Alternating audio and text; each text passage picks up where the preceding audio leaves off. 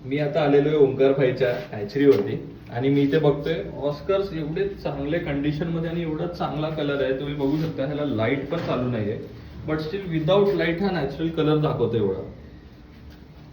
आणि मी पण आता सध्या ऑस्कर चालू केलेले आहेत. आपण बघू शकता इथे ओंकार भाई उभा आहे.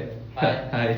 आणि कॉपर ऑस्करला पण एवढा चांगला कलर आहे. ओंकार भाई, मला एवढं फक्त एक डाऊट आहे, एवढं चांगलं मेंटेन कसं काय करता तुम्ही बघा, आता थंडी आहे तर सगळ्यांकडे ऑलमोस्ट ऑस्करचा इश्यू होतो.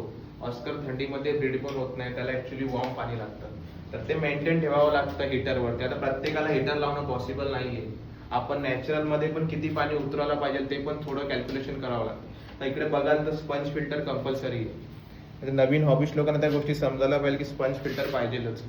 आणि कुठल्याही टाकीमध्ये स्पंज नाही असं नाहीये, सगळ्यांमध्ये आहे. माशाची कंडिशन ही त्याची क्रॉस ब्लड लाईन वरती पण आहे. मी 3-4 ब्लड लाईन होल्ड करतो केलेले आहेत, जे जुने लोक आहेत त्यांना माहिती आहे की कुठल्या कुठल्या लाईन कशा कशा होल्ड केलेल्या आहेत. त्याच्यामुळे तो कलर करायला मासा एकदम व्यवस्थित दिसतोय. नाही बघा, इथे पण शॉर्ट बॉडी फ्लॉवर आहे, एक पण पीस याच्यामध्ये काळा नाही.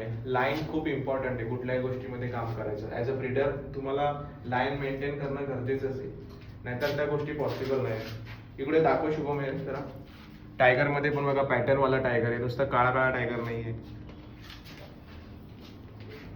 चालेल सर, मला तर कंडिशन बघून खूप चांगलं वाटलं. हा, थोडस थंडीमध्ये इश्यू येतो कारण त्याची मेटाबॉलिझम स्लो आहे. बाकी ऑस्कर पण एक तगडा मासा आहे सगळ्या हॉबीसाठी. चालेल, चलो थँक्यू. नेक्स्ट व्हिडिओ मध्ये भेटूया. थँक्यू.